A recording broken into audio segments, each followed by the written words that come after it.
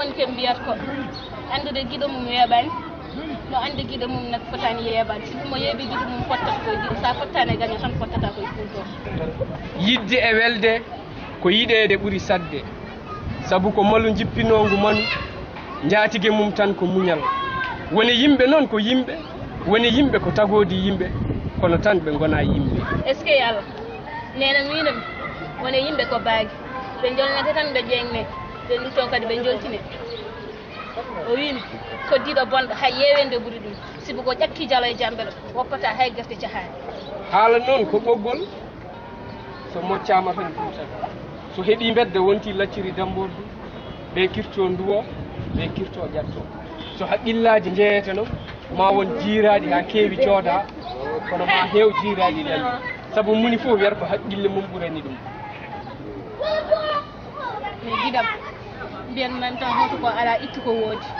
hoto ko maayi war ko wuuri muñ muña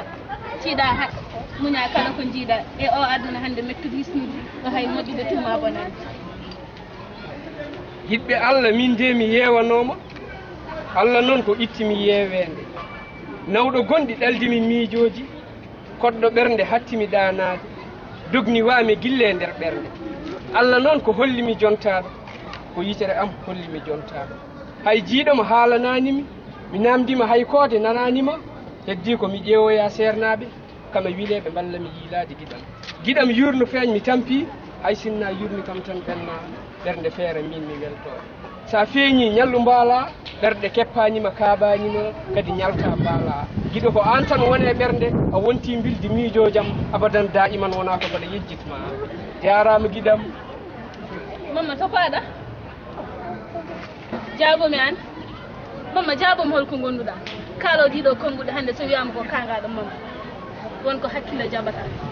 mamma jaabomi mi tampi ƴewno mbaɗi gila jaaɗa ha hannde gonmi tan koye yiilade mi tampi hay babam mi wayride gandarede ɗum ani to woni mamma jaabomi giɗo mi woppima yeewede